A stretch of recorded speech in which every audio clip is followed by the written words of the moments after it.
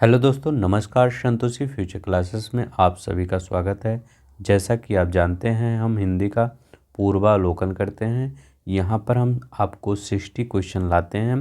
60 question में आपको 50+ question सही करना होता है। तो चलिए हम आज शुरू करते हैं। ये हमारा 4th पार्ट है। इससे पहले हमने 3 पार्ट चैनल पे अपलोड कर दिया है, वो भी विद ट्रिक के साथ। हर एक का एक ट्रिक बनाते हैं हम, और यह किसी आपके रियल लाइफ से आपको उस शब्द को रिलेट करके याद करवाते हैं। ठीक है, तो यहाँ पर हमारा मेन मकसद रहता है कि आपको याद हो जाए, ये नहीं कि आपको नंबर ऑफ क्वेश्चन हम ज़्यादा दे दें।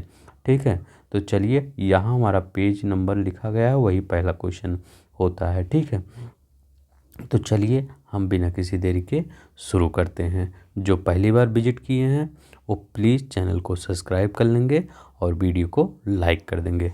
तो चलिए, हमारे पास समय बहुत कम है, हम देखते हैं पहला क्वेश्चन। वह कन्या जिसके साथ विवाह का वचन दिया गया हो।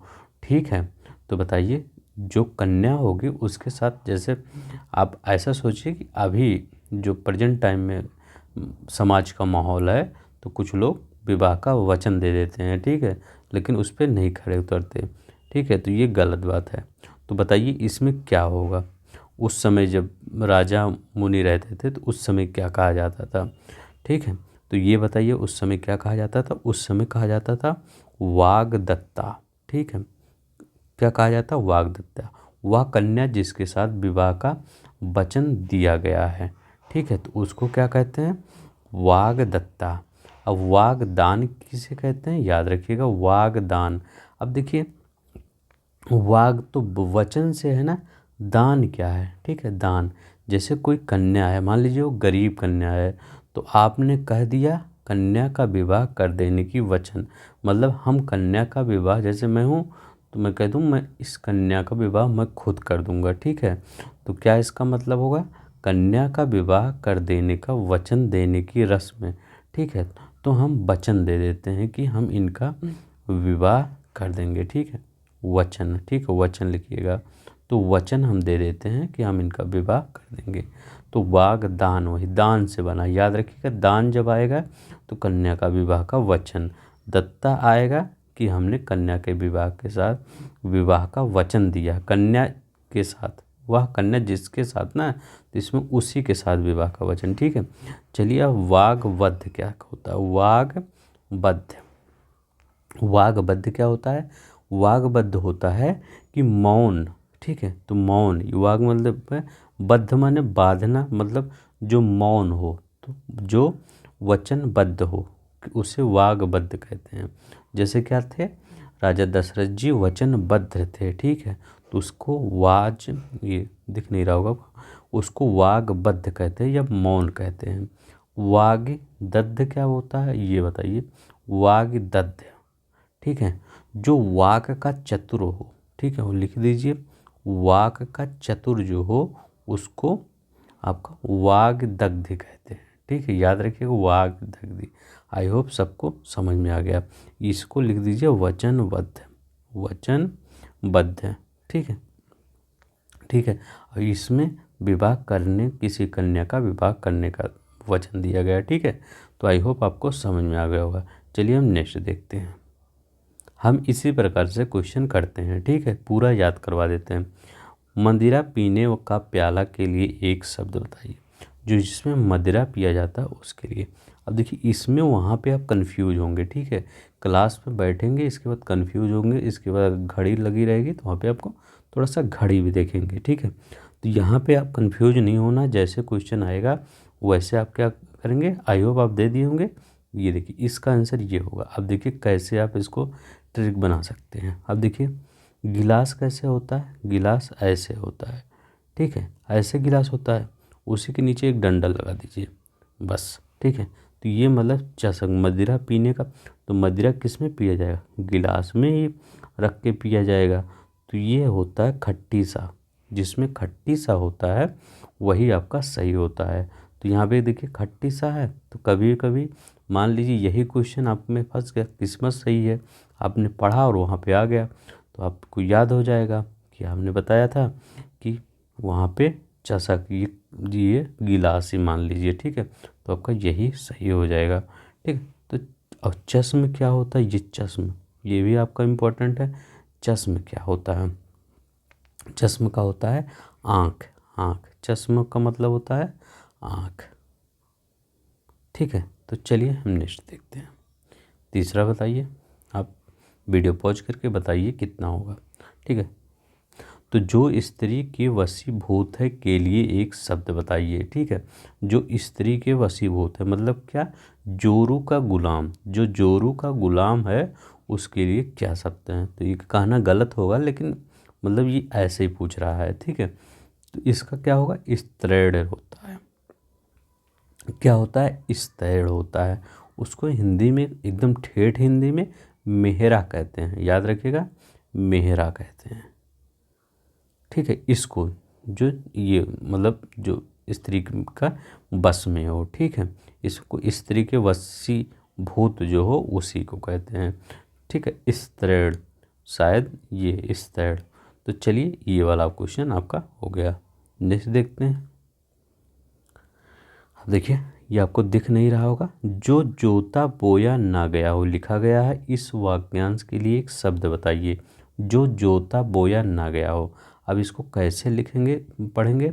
अब देखिए वहाँ पे आप क्या करेंगे, तुरंत ये ऊसर लगा देंगे, ठीक है, ऊसर। लेकिन ऊसर गलत है, यहाँ मैं लिख देता हूँ, अगर आपको दिख नहीं होगा, ये आकृषित, ठीक है, आकृषित ये है, ठीक है। और ये कृषि ये है, ठीक है। और ये ऊसर है, और ये क्या है? अकोर, ठीक है। अब दिख रहा होगा ये लिखा गया है, तो आपका कौन सही है? ऊसर आपका गलत, ऊसर मत लगाइए। ऊसर किसको कहते हैं? जिस जमीन पर मतलब कोई चीज़ उत्पन्न नहीं ना हो, ठीक है, उसको ऊसर कहते हैं। मतलब अगर आपका खेत है, उसको कुछ आप बो बैठा नहीं रहे हैं, आलस किए हैं, घर पे बैठे हैं, इस पर कुछ नहीं, तो वो होता है अकृषित खेत, ठीक है। तो वो कौन सी खेती होती है? अकृषित खेती होती है। तो आपका हो जाएगा बी वाला सही, आकृषित। याद रखिएगा, ये मत लगाइएगा, नहीं तो ये लगा के चले आए, ठीक है, आकृषित। चलिए, सब कुछ खाने वाला, आप बताइए, सब कुछ खाने वाले के लिए क्या कहते हैं? वीडियो पॉज करके इसके बाद बताइए क्या हो सकता है। तो आई होप आप बता देंगे। सब कुछ खाने वालों के लिए, अब देखिए खाना है तो सब कुछ खाने वालों के लिए हार ही होता है ना, आहार ही होता है ना। अब देखिए यहाँ पे कहीं लिखा है, अब देखिए यहाँ तो होगा नहीं, यहाँ भी नहीं होगा, आपका कहाँ होगा? यहीं होगा, लेकिन ये भी आपका गलत है, ठीक है। सब कुछ खाने वाले के लिए ये भी आपका गलत है, सर्वहारी लिखा गया है, ठीक है। सर्वहारी आपका गलत है, ये सर्वाहारी होता है, तो आपका डी वाला सही है, ठीक है। तो लोक सेवा आयोग ने कितना, देखिए ये बता दीजिए, सर्वाहारी, ठीक है, सर्वाहारी। अब यहाँ पे क्या लिखा था? सर्वहारी, ठीक है, तो ये आपका गलत है, सर्वाहारी होगा, ठीक है। इतना माइन्यूट होता है, ठीक है, तभी 60 में 60 लाना थोड़ा सा टफ होता है, लेकिन बहुत लोग लाते हैं। इसके लिए आपको ध्यान से पढ़ना होगा। सर्वाहारी किसके, मैं एक बार फिर लिख देता हूँ, सर्वाहारी। अब आपको कहेंगे ये सर्वभक्षी क्या होता है? तो सब कुछ भक्षण करने वाले को सर्वभक्षी कहते हैं, और सब कुछ ग्रहण करने वाले को सर्वग्राही कहते हैं। लिख दीजिए, सब कुछ ग्रहण करने वाले को, ग्रहण करने वाले को, ठीक है, करने वाले को। आपको पता होना चाहिए हमारे चैनल पे जीएस का भी चलता है। इस समय हम बायोलॉजी, वो इंड की तरफ है। बायोलॉजी इस मैंने क्यों स्टार्ट किया है? क्योंकि वो एक सब्जेक्ट है, ज़्यादा ब्रॉड भी नहीं है ब्रॉड, लेकिन ज़्यादा बाहर की चीज़ें पढ़नी है, वही पढ़नी है। तो हमने लगभग उसमें हर बार बायोलॉजी से 8 से 7 से 8 क्वेश्चन आ ही जाता है सिर्फ बायोलॉजी से। इसीलिए आप प्ले लिस्ट पर जाके देख लीजिए, बायोलॉजी का बढ़िया से सभी क्वेश्चन हमने करवा दिया है, ठीक, जैसे ये करवा रहे हैं। तो आई होप आपको समझ में आ गया होगा। सर्वाहारी, सब कुछ खाने वाला। देखिए, वह समारोह जिसमें गुरुकुल के स्नातकों का विद्याध्ययन कर लेने के उपरांत विदाई दी जाती थी, इस वाक्यांश के लिए एक शब्द क्या है?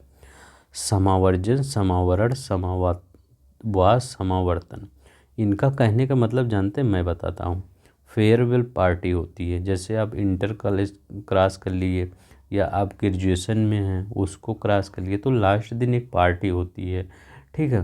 तो जो पार्टी होती है फेयरवेल, उसको पहले ज़माने में क्या कहा जाता था? जो गुरुकुल में, तो जो गुरुकुल के बच्चे जाने लगते थे अपना कंप्लीट करके, तो उसको क्या कहते थे? तो फेयरवेल को क्या कहते थे? समावर्तन। याद रखिएगा, समावर्तन। तो उसको क्या कहते थे? समावर्तन बोला जाता था। याद रख लीजिए, ठीक है। इसको फेयरवेल पार्टी, समावर्तन। अब देखिए, प्रतिपदा के लिए एक शब्द बताइए। अच्छा क्वेश्चन है, प्रतिपदा, ठीक है। तो प्रतिपदा के लिए क्या होता है? वीडियो पॉज करके बताइए। तो मैं बताता हूँ। प्रतिपदा के लिए पक्ष की पहली तिथि को प्रतिपदा कहते हैं। जैसे ये अक्टूबर चल रहा है, याद रखिएगा, मैं इंग्लिश में बता रहा हूँ, हिंदी में दूसरा होता था, ठीक होता है, हो सकता है 15 तारीख से स्टार्ट हो, ठीक है। तो इंग्लिश में अगर देखा जाए तो पक्ष की पहली तारीख को, तो जैसे 1 अक्टूबर, ठीक है। तो 1 अक्टूबर को आपको प्रतिपदा, तो पक्ष की पहली तारीख। पूर्णिमा क्या होता है? तो पूर्णिमा को जो हमारे वेदों में जो बोला जाता है, शुक्ल पक्ष की 15वीं तिथि को। तो याद रखिए, पूछ सकता है, शुक्ल पक्ष की 15वीं तिथि को, 15वीं तिथि को। अब एक चीज और बताइए, शुक्ल पक्ष की 15वीं तिथि, एकादशी क्या होता है? अभी देखिए, कल ही, लगभग कल या परसों हुआ ही एकादशी हुआ था, ठीक है। दिवाली के 11 दिन में एकादशी होता है। तो एकादशी क्या होता है? किसी पक्ष की 11वीं तिथि को। तो याद रखिएगा, किसी पक्ष की 11वीं तिथि को क्या कहते हैं? एकादशी। 11वीं, तो 11वीं तिथि को, किसी पक्ष की 11वीं तिथि को एकादशी कहते हैं। याद रखिएगा, ठीक है। तो आप बोलेंगे नहीं, पूर्णिमा शुक्ल पक्ष की 15वीं तिथि को, ठीक है। तो उसको क्या कहते हैं? या मास की जो महीना होता है उसकी 30वीं तिथि को, वो भी अगर आ जाए तो भी मान लीजिएगा। तो ठीक है, तो आपका प्रतिपदा क्या क्या होगा? पक्ष की पहली तिथि। एक चीज़ और बताइए, हो सकता है आप भूल रहे होंगे, मदिरा जिसमें पिया जाता है उसको क्या बोलते हैं? चषक। कैसे लिखा जाएगा? चाशक, ठीक है। चषक ऐसे लिखा जाता है, ठीक है। तो चलिए, हाँ, जिनको स्लो लग रहा होगा प्लीज़ तेज कर लीजिए थोड़ा सा, ठीक है। अब देखिए, कनिष्ठिका और मध्यमा अंगुली के बीच को क्या कहते हैं? अब देखिए, यहाँ तो आपको पता ही होगा अनामिका, लेकिन अनामिका लिखा कैसे जाएगा? ठीक, आप जितना सोचते हैं आयोग वाले उससे एक स्टेप और सोच लेते हैं, ठीक है, कि लिखने में ही वर्तनी दे दिया जाए। तो वर्तनी का सवाल अगर देख लिया जाए तो लगभग 15 क्वेश्चन आ जाता है, ठीक है। तो वर्तनी आपको याद होना चाहिए। मैंने 2 वीडियो बनाया वर्तनी से, बहुत अच्छे ट्रिक से बताया, जाके उसको देख लीजिएगा। अनामिका, ओ कनिष्ठिका और मध्यमा, तो इनके बीच के अनामिका होता है। याद रखिएगा, अनामिका, ऐसे ही अनामिका लिखा जाता है। मैं लिख देता हूँ, लिख दीजिए अना, ठीक है। तो मीका, एक मीका सिंह एक गायक हैं, ठीक है। तो मीका ऐसे लिख दीजिए, ठीक है। तो अनामिका, एक बार फिर लिख देता हूँ, छोटा ना मॉप छोटे के मतलब मीका, अनामिका। चलिए नेक्स्ट देखते हैं। जिसके पेट में माँ ने रस्सी, ये मतलब जो रस्सी होती है बांध दी हो, उसे कहते हैं। तो आई होप ये तो सिंपल ही क्वेश्चन है। तो इसको क्या कहते हैं? तो इसको कहते हैं दामोदर, ठीक है। तो दामोदर उसको कहते हैं, क्या कहते हैं? दामोदर। चलिए नेक्स्ट देखते हैं। पीछे पीछे चलने वाले के लिए वाक्यांश के लिए एक शब्द बताइए। देखिए, पीछे चलने वालों के लिए अनुचर भी होता है, अनुगामी भी होता है। कैसे याद करेंगे आप? आपके मम्मी पापा हैं, बचपन में आप उनके पीछे पीछे ही चलते थे, ठीक है। अब आप बड़े हो गए, उनसे आगे निकल गए, लेकिन आगे ऐसा मत करिएगा कभी। आप पीछे हैं, पीछे रहिए, माता पिता से हमेशा पीछे ही रहना चाहिए, ठीक है। तो तो क्या होता है, पीछे पीछे चलने वाले के लिए अनुगामी भी होता है, अनुचर भी होता है। ठीक है, तो यहाँ पे उत्तर प्रदेश लोक सेवा आयोग ने जो दोनों लगाया था, चाहे ये लगाए होंगे चाहे ये लगाए होंगे, उनका दोनों का सही होगा। ठीक है, तो ए एंड बी। तो अगर पीछे पीछे चलने वाले को अनुचर कहते हैं, पीछे पीछे चलने वाले को अनुगामी कहते हैं। ठीक है, चलिए नेक्स्ट देखते हैं। जिसकी कोई कीमत ना हो सके, तो इसके लिए बताइए, वीडियो पॉज करके बताइए, 11 नंबर का क्वेश्चन है। ठीक है, तो जिसकी कोई कीमत ना हो सके उसको अमूल्य कहते हैं। ठीक है, और जिसकी बहुत ज़्यादा कीमत हो, बहुत अधिक कीमत हो, उसको बहुमूल्य कहते हैं। याद रखिएगा, जिसकी कोई कीमत ना हो उसको हम कहते हैं, नहीं ये बहुत अमूल्य चीज़ है, मतलब बहुत कीमती चीज़, इसकी कोई कीमत ही नहीं है। ठीक है, तो आई होप आपको समझ में आएगा। चलिए नेक्स्ट देखते हैं। ये वाला क्वेश्चन बताइए, थोड़ा नपा तुला भोजन करने वालों के लिए।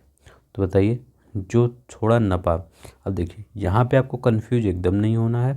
लिखा गया है मित व्ययी, भोजन थोड़ी व्यय होता है, पैसा व्यय होता है, व्यय, तो ये तो दोनों ऐसे कट गया। मिताहारीन, तो ये तो कुछ शब्द ही नहीं है, तो मिताहारी, याद रखिएगा, मिताहारी। ठीक है, तो आहार से हारी बना है, आहार मतलब भोजन होता है ना, उसी से बना है मिताहारी। अब सोचेंगे मितापेयी क्या होता है, मतलब जो नपा तुल कर, जो कंजूस हो। ठीक है, उसके लिए तो लिख देते हैं नपा तुला, खर्च करने वाला, नपा तुला जो खर्च करने वाला। ठीक है, खर्च करने वाला। ठीक है, उसको क्या कहते हैं, मितव्ययी। प्लीज़ जिनको स्लो लगेगा वो तेज करके देख लेंगे। ठीक है, गुरु के समीप रहकर अध्ययन करने वालों को क्या, ये तो सब कुछ सभी जानते हैं, बहुत बार पूछा गया है। तो अंतेवासी लिखा कैसे जाता है, अंतेवासी, यहाँ लिखा गया अंत्य, दूर मत लिखिएगा, समीप ही है, अंतेवासी। चलिए नेक्स्ट देखते हैं। जिसके हृदय पर आघात हुआ हो, वाक्यांश के लिए एक शब्द क्या है, बताइए। आघात, अब देखिए सब एक ही तरह से लिखा गया है। अब देखिए इसका कैसा ट्रिक बनाएंगे, आघात, हाथ लास्ट में हाथ आ रहा है, लिखिए आघात, हाथ आ रहा है ना, तो हाथ किस में आ रहा है। ठीक है, तो हाथ अगर देखेंगे, हूत आ रहा नहीं, हित आ रहा नहीं, हूत आ रहा नहीं। अब देखिए हाथ, यही अगर हाथ पे अक मंत्र ऐसे लगा दिए तो हाथ इसी पे आ रहा है। ठीक है, तो यही आपका सही होगा। ठीक है, जैसे वहाँ नहीं आ रहा तो ऐसे ही कर लीजिएगा। ठीक है, क्योंकि वहाँ पे जब देगा ना तो आप कंफ्यूज हो जाएंगे, क्या वहाँ पढ़े थे हम। ठीक है, तो यहाँ पे जिसके हृदय पर आघात हुआ हो, आघात में हाथ लें तो मरमा हाथ। ठीक है, तो आई होप आपको आ गया होगा। चलिए नेक्स्ट देखते हैं। जिसके हृदय पर आघात हुआ हो उसके लिए वही क्वेश्चन है, देखिए आ गया वही क्वेश्चन, दो बार लिखे क्या, हाँ सॉरी। चलिए, जो अपने पद से हटाया गया हो उसको क्या कहते हैं। जैसे किसी ने मतलब किसी नौकरी में थोड़ा सा गलत काम किया तो वो अपने पद से हटा दिया गया, तो उसको क्या कहते हैं, तो उसको क्या कहते हैं, पदच्युत कहते हैं, नहीं पदच्युत। तो ये वाला आसान होगा। ठीक है, तो आई होप आपको पता होगा। चलिए ये वाला देखते हैं। 17, जो किसी वस्तु की स्पृहा ना हो, स्पृहा ना हो, इसमें भी देखिए लोक सेवा आयोग ने कौन सा होना चाहिए, तो ये भी होना चाहिए, लेकिन लोक सेवा आयोग ने किसको माना है, निष्प्रिय माना है। ठीक है, तो इसको लोक सेवा आयोग ने माना है, जो लोक सेवा आयोग ने मानेंगे वही हम भी मानेंगे। ठीक है, तो निष्प्रिय ये भी सही है, ये भी निष्प्रिय इस ऐसे भी लिखा जाता है, लेकिन माना उन्होंने निष्प्रिय लिखा है। ठीक है, तो याद रखिए कैसे लिखा है, निष्प्रिय किसका माने होता है, जो किसी वस्तु को स्पृहा ना हो उसके लिए निष्प्रिय। ठीक है, तो आई थिंक आपको याद होगा। चलिए अब देखते हैं 18 क्वेश्चन। झगड़ा लगाने वाला मनुष्य को क्या कहते हैं, जो झगड़ा लगाए उसको क्या कहा जाता है। तो झगड़ा लगाने वाले मनुष्य को आप क्या कहेंगे, आप सोचेंगे विभीषण होना चाहिए, बट विभीषण नहीं होगा यहाँ, यहाँ नारद होगा, ठीक है, याद रखिएगा। जो झगड़ा लगाता है वो नारद होता है। विभीषण किसको कहते हैं ये बताइए। जैसे आपको भेद बताने वाला, जैसे ये श्री रामचंद्र जी को कौन, रावण का भेद कौन बताए थे, विभीषण बताए थे कि इनकी नाभि में क्या है, वो उनका जीव है, ठीक है। तो इसीलिए वो भेद बताए थे। तो वो जो भेद बताता है, भेद जो बताता है उसको क्या कहते हैं, विभीषण कहते हैं। शकुनी किसे कहते हैं बताइए, शकुनी भी बहुत बार पूछा जाता है। तो ये चाल चलने वाला, तो चाल चलने वाला एक शकुनी को जानते हैं, एक रामायण में आप किसको जानते हैं, मंथरा को, तो भी चाल चल रही थी। तो शकुनी चाल चलने वाला, चाल चलने वाला, ठीक है। तो उसको क्या कहते हैं, आपको ये शकुनी कहते हैं। जयचंद्र किसको कहते हैं, तो जयचंद्र मतलब जो अपने देश के साथ धोखा करे, मतलब गद्दारी करे, वो उसको जयचंद्र कहते हैं, ठीक है। तो चलिए हम नेक्स्ट देखते हैं। इसका झगड़ा लगाने वालों को नारद कहते हैं। महल के भीतरी भाग को किस नाम से जाना जाता है, तो जो महल का भीतरी भाग है तो कहते नहीं अंदर, ठीक है, अंदर। तो अंदर मतलब अंदर एक होता है, जैसे ये महल है, ठीक है, ये मान लीजिए महल है। तो एक होता है जैसे अब वैष्णो देवी, जब मैं हमेशा वैष्णो देवी मंदिर, क्योंकि बहुत लोग जाते होंगे, ठीक है। तो वैष्णो देवी मंदिर में एक वो होता है, अंदर का पूरा भाग होता है, ठीक है, जहाँ पे पूजा किया जाता है, जहाँ आरती उरती होती है ना, सुबह बैठ के वहाँ टोपी लगा के आरती, तो वो एक वो होता है। और एक अंदर गर्भगृह होता है, जहाँ पे पानी नीचे रहता है, आपको एक गुफा रहता है, वहाँ से जाना पड़ता है। तो वो तो गर्भगृह हो गया। तो महल का भीतरी भाग तो गर्भगृह मत लगाइएगा। भीतरी तल वो भी मत, रानिवास ये भी नहीं। अंतःपुर जो वहाँ पे जहाँ आरती होती है, टोपी लगा के बैठते हैं, वही महल का भीतरी भाग होता है। जैसे मैं वैष्णो माता महल की बात कर रहा हूँ, ठीक है, तो आपको कुछ रिलेट कर रहा हूँ रियल लाइफ से, हो सकता है आप रिलेट कर लें, ठीक है। तो ये क्या होता है, माता जी का जो वो होता है बाहर का भाग होता है, जहाँ पे टोपी लगा के आरती होता है, लगभग 1 घंटा आरती चलती है। कुछ लोग को उसमें बैठने का चांस मिल जाता है जो सुबह जाते हैं। तो वही होता है अंतःपुर। और जहाँ माता जी का पिंड रखा गया है वो गर्भगृह होता है, ठीक है। यहीं पे सब लोग उतना दूर चढ़ते हैं दर्शन करने के लिए गर्भगृह के, ठीक है। तो आई होप आपको समझ में आ गया होगा, ठीक। अपनी लाइफ में कुछ चीज़ें याद करने, क्योंकि इतना सब्जेक्ट नहीं याद कर सकते, लेकिन हम लाइफ में हर चीज़ याद रखते हैं। जैसे बुक के अलावा हम हर चीज़ याद करते हैं कि अगर 10 दिन पहले हम कुछ चीज़ खरीदे होंगे तो वो भी हमको याद होगा, लेकिन हम बुक 2 दिन पहले पढ़ते हैं, नहीं याद होता। इसीलिए हमको हमेशा अपने रियल लाइफ के साथ रिलेट करनी चाहिए हर क्वेश्चन को। हर क्वेश्चन को तो नहीं कर सकते, जो लगे हाँ ये रिलेट करने वाले लायक है तो कर सकते हैं, ठीक है। जो छेड़ ना हो, ये बताइए, जो छेड़ ना हो उसको क्या कहते हैं, अच्छे कहते हैं, ठीक है। याद रखिएगा, जो छेड़ ना हो उसको अच्छे कहते हैं। जो मिट ना सके उसको क्या कहते हैं, अमिट कहते हैं, ठीक है। जो मिट ना सके उसको अमिट कहते हैं। और जिसका अंत ना हो, तो जिसका अंत ना हो, जिसका कौन सा, समुद्र का कोई अंत नहीं है तो उसको अनंत कहते हैं। ब्रह्मांड का कोई अंत नहीं है तो सॉरी ये वाला यहाँ का आंसर है। तो ब्रह्मांड का कोई अंत नहीं है तो उसको क्या कहते हैं, अनंत कहते हैं, ठीक है। जिसके सिर पर चंद्र हो, तो किसके सिर पर चंद्र हो, तो भगवान शिव के सर पे चंद्र होता था, चंद्र होता है, ठीक है। तो उनको क्या कहा जाता है, चंद्रशेखर, ठीक है। भगवान शिव को देखिए आप, तो उनके ऊपर चंद्र होता है तो उनको चंद्रशेखर।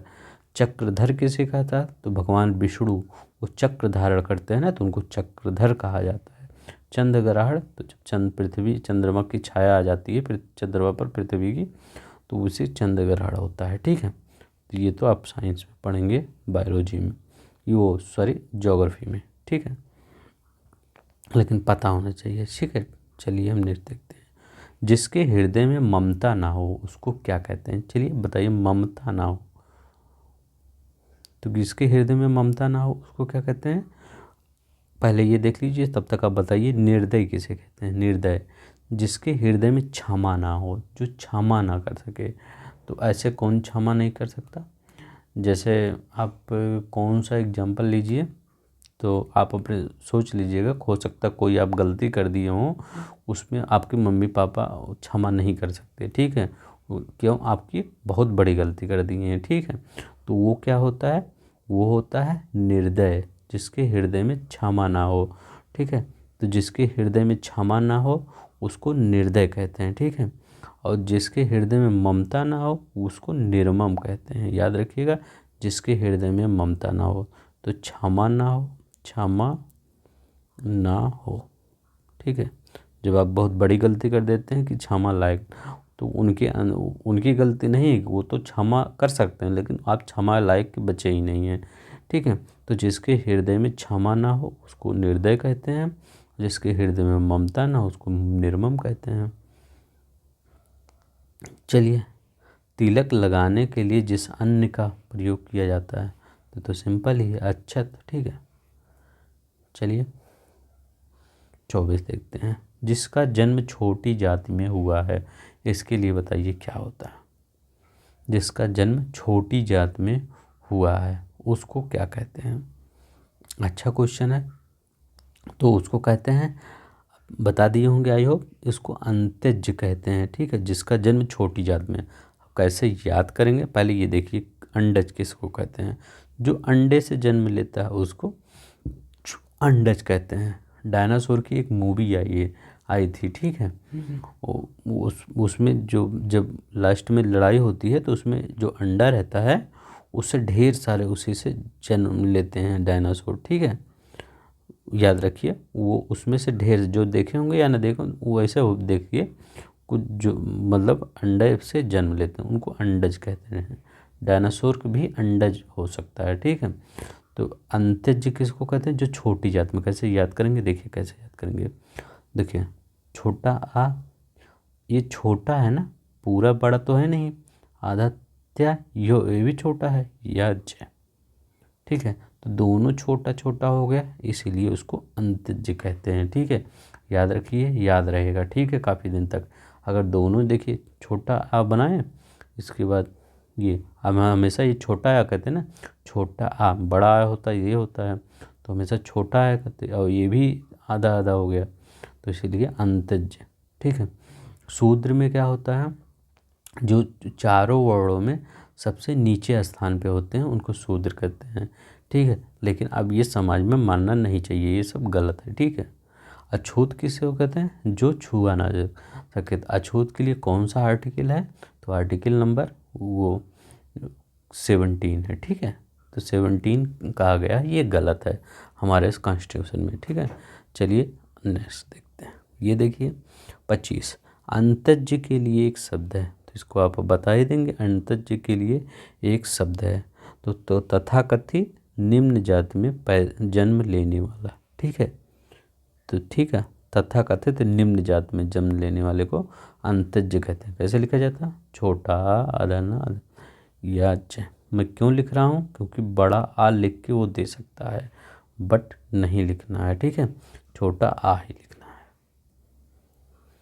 चलिए नेक्स्ट देखते हैं। जिसका उपकार ना हो सके उसके लिए एक शब्द क्या है, ठीक है। जिसका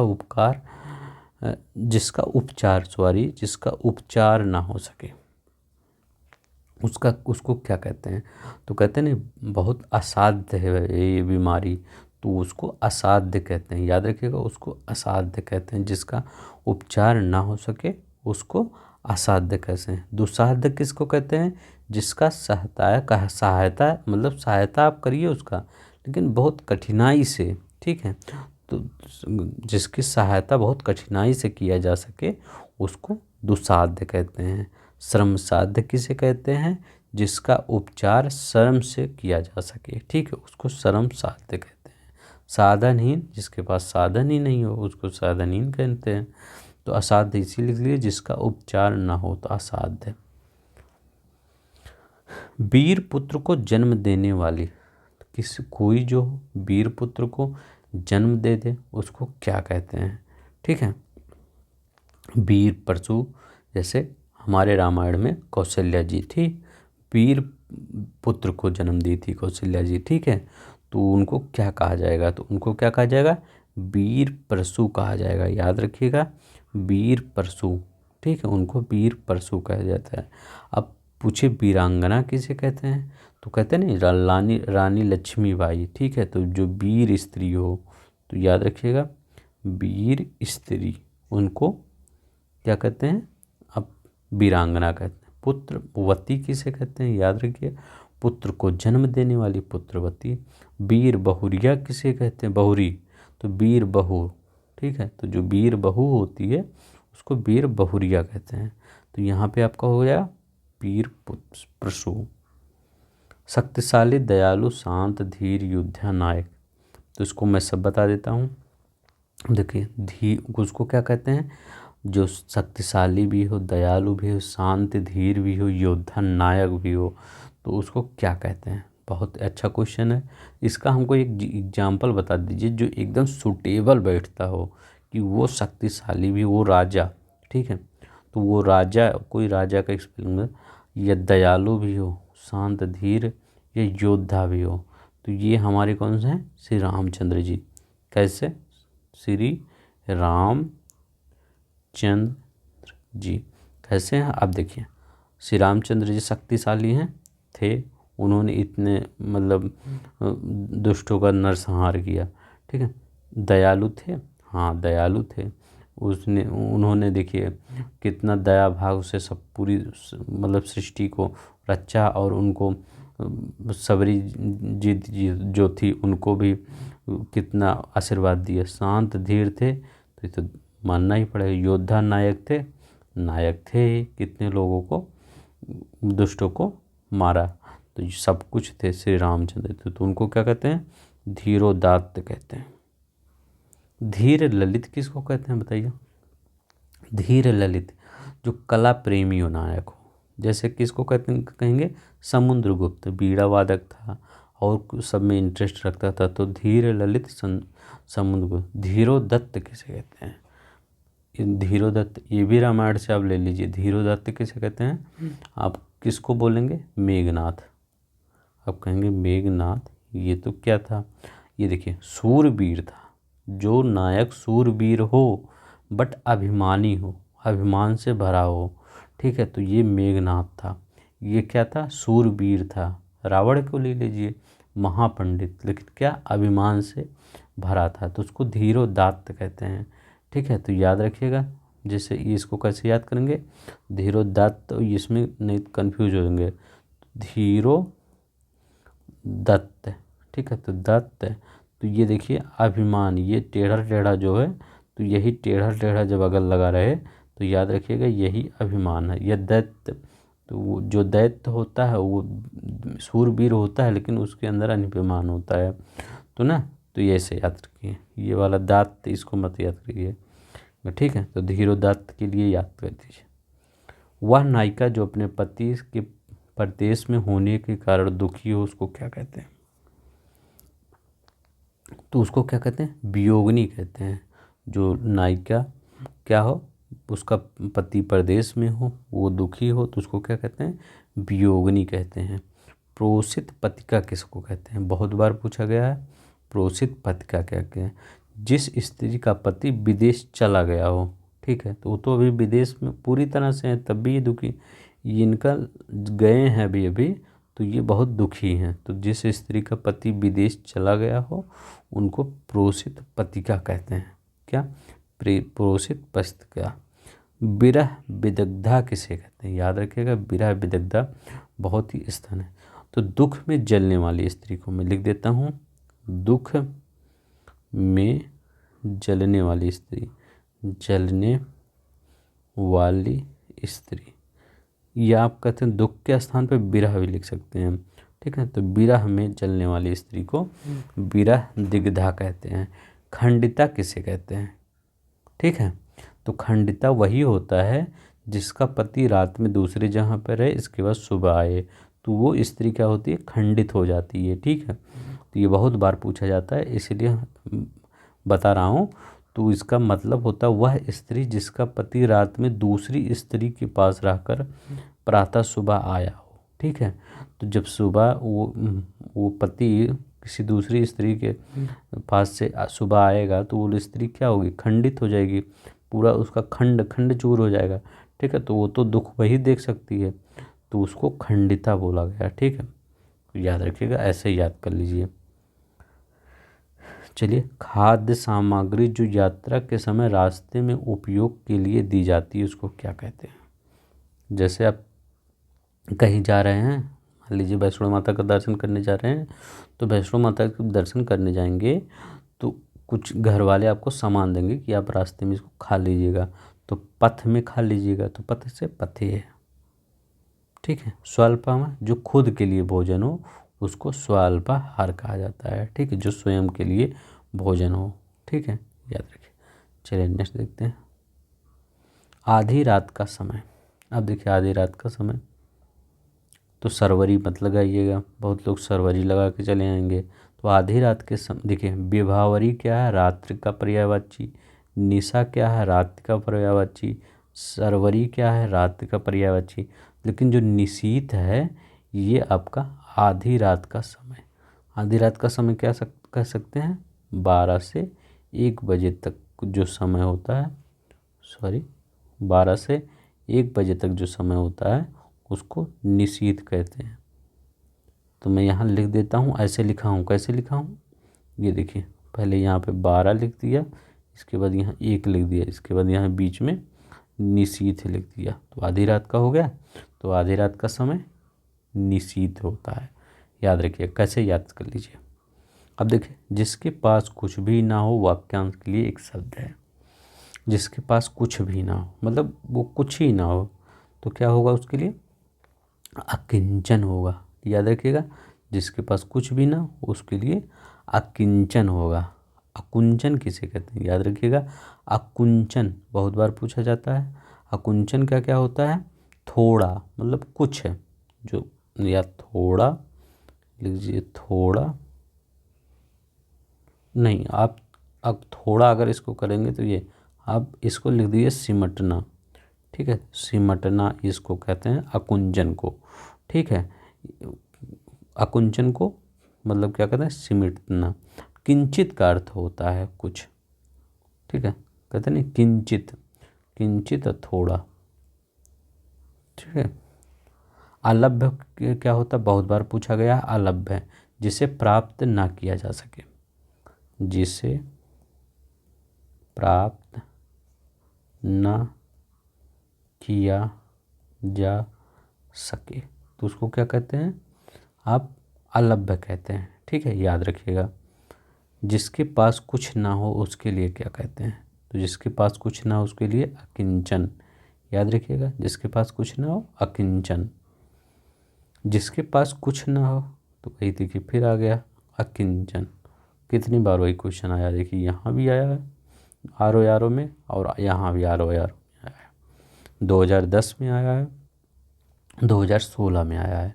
जो कर रहे हैं फंसता नहीं पुरानी है, देखिए कहाँ से फंस रहा है। ठीक है, हर चीज़ इधर ही से आएगा। जिसे बुलाया ना गया हो वाक्य के लिए, तो देखिए यहाँ अतिथि लिखा गया है, लिख देता हूँ, दिख नहीं रहा होगा, अतिथि। यहाँ अभ्यागत,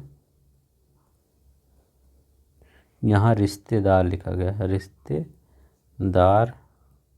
अनाहुत, अब बताइए, अगर ये अनाहुत ऐसे लिखा जाता है, अनाहुत ऐसे मत लिखिएगा, अनाहुत, तो ये गलत हो जाएगा।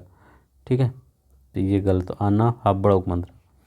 अब देखिए, जिसे बुलाया ना गया हो तो मतलब उनका सब कुछ ये मतलब हुत चल रहा था, हुत मतलब हवन कर दीजिए, हवन चल रहा था, तो आना मतलब आना नहीं है, उनको हवन में आना नहीं है, तो आना हुत। तो हवन में हुत नहीं डाला जाता, ऐसे ऐसे डाला जाता है। तो जिसको आना नहीं है वही अतिथि, जिसको वो बुलाया ही नहीं गया है उनको, तो इसीलिए अनाहुत हो गया। बस ऐसे याद कर लीजिए, याद रखिए अनाहुत होता है। चलिए नेक्स्ट देखते हैं, मोक्ष की इच्छा रखने वालों को क्या कहते हैं। अब देखिए ये भी कैसे होता है, ये भी मैं आपको याद करवाता हूँ।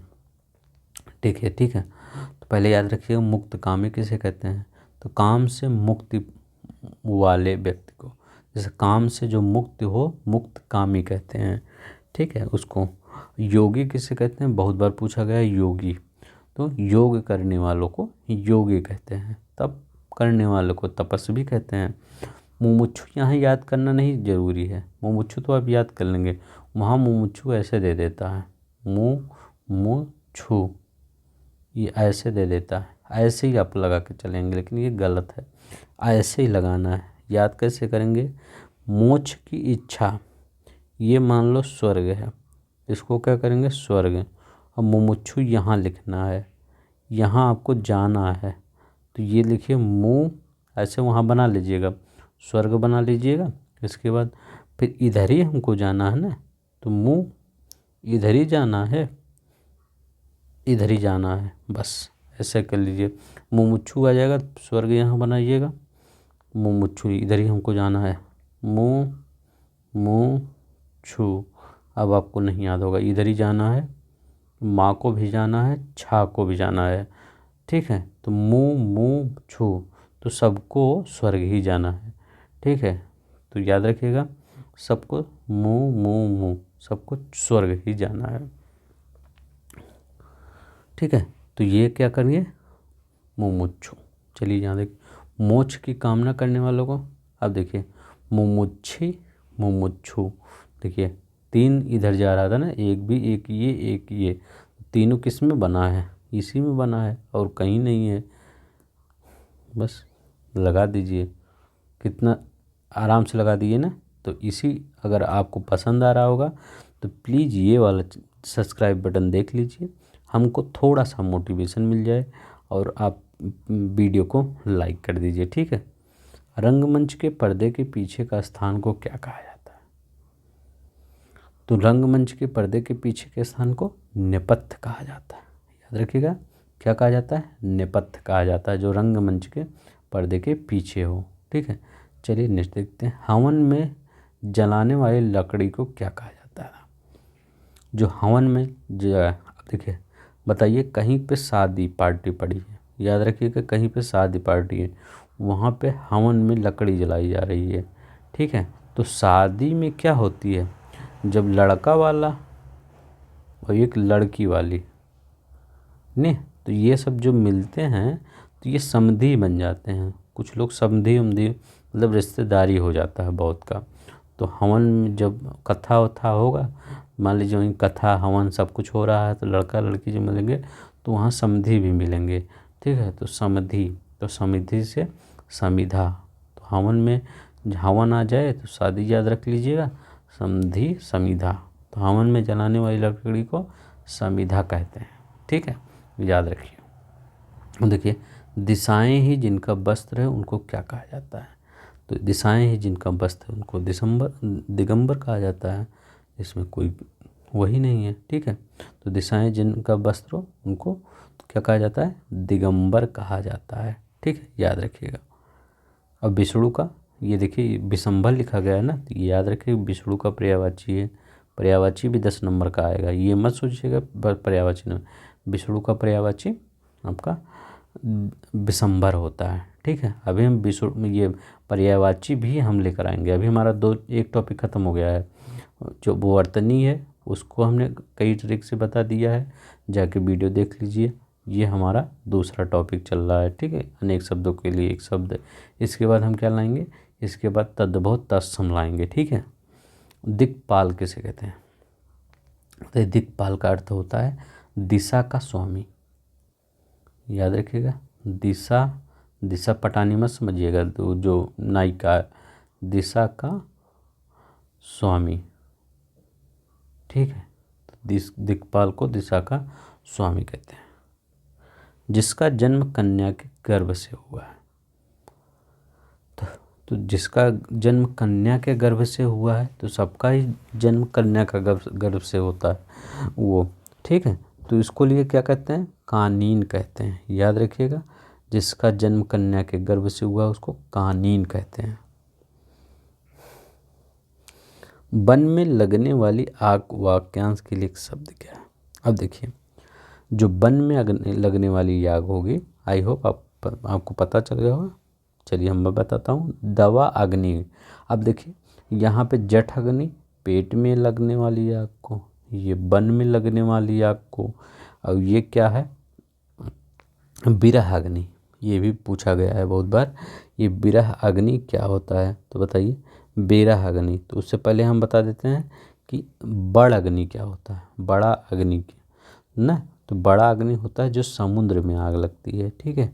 विरह अग्नि क्या होती है, विरह अग्नि, तो जो विरह की आग होती है, ठीक है, कुछ दुख दर्द की जो आग होती है उसको विरह अग्नि कहते हैं। याद रखिए, बड़ा से कैसे याद करेंगे, समुद्र बड़ा होता है। तो दवाग्नि वन में जो पेट में आग लगती है उसको जठर अग्नि, पेट की अग्नि को जठराग्नि। ये समुद्र, याद रखिए समुद्र में लगने वाली आग को बड़ा। ये दाव अग्नि जंगल में लगने वाली आग को, ठीक है। तो यहाँ क्या लगाए थे, हाँ ठीक है, वन में या जंगल में, ठीक है। तो ये देखिए कितनी बार आया है। देखिए, जिस पुरुष की पत्नी साथ नहीं है उसको क्या कहते हैं, बताइए।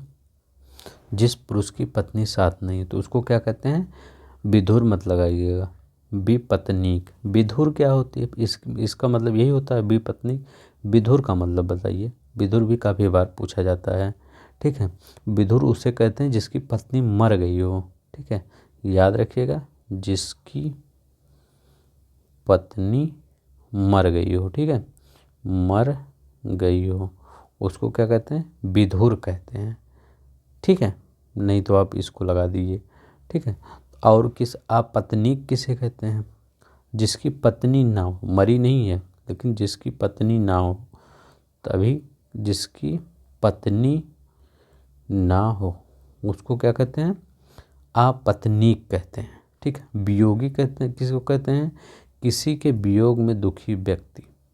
याद रखिएगा, किसी के वियोग में दुखी व्यक्ति उसको क्या कहते हैं, वियोगी कहते हैं। चलिए नेक्स्ट देखते हैं। ये बटन देख लीजिएगा सब्सक्राइब वाला, प्लीज़ आपसे एक रिक्वेस्ट है, आप सब्सक्राइब कर दीजिएगा। जिस पेड़ के पत्ते झड़ गए हों के लिए एक शब्द, बताइए। जिस पेड़ के पत्ते झड़ गए हों, तो पत्रहीन मत करिएगा, अपत्य होता है, ठीक है, ठीक है। तो जिस पेड़ का, जिसमें आपत्य मतलब पत्त माने पत्ता, आ माने नहीं, तो इसमें आपत्य, जिसमें पेड़ में पत्ते नहीं हो। तो जिस पेड़ के पत्ते झड़, ये कब होता है, ये मार्च के स्टार्टिंग में या फरवरी में आप कर सकते हैं।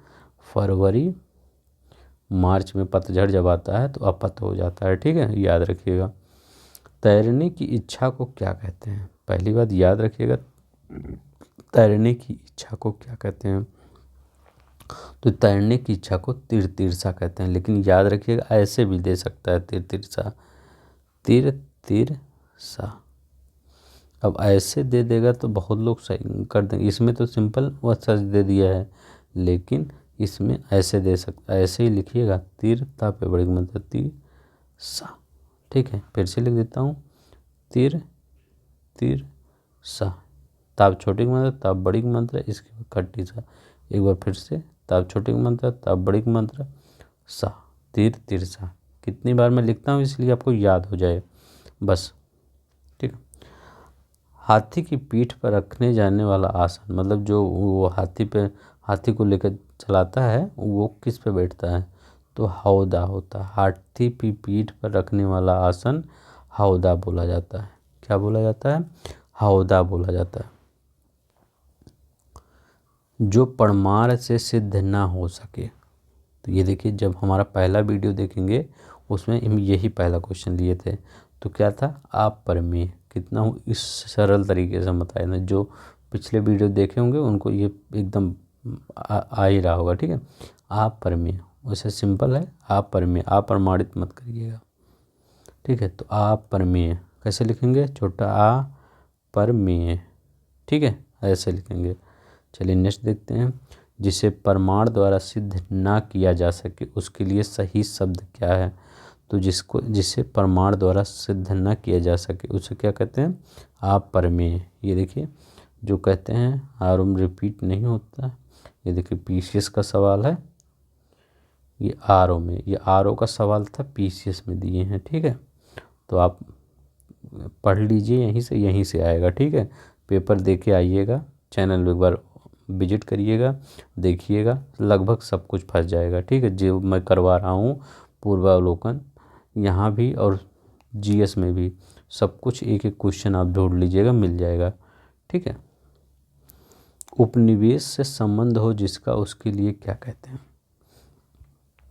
ठीक है, तो जिसका उपनिवेश से संबंध हो उसके लिए क्या कहते हैं? तो इसको आप मतलब लिखने में गलती मत करो, वैसे तो आपको पता है, लेकिन उपनिवेशिक वाद, ऐसे उपनिवेशिक ये कर देंगे। ठीक है, ये तो आप नहीं करेंगे, इसमें और इसमें कंफ्यूज होंगे।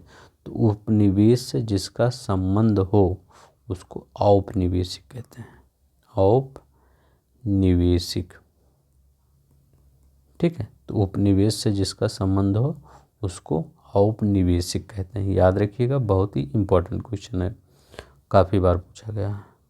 गिरा हुआ के लिए क्या कहते हैं? गिरा हुआ, जो मतलब गिरा हो उसके लिए क्या कहते हैं?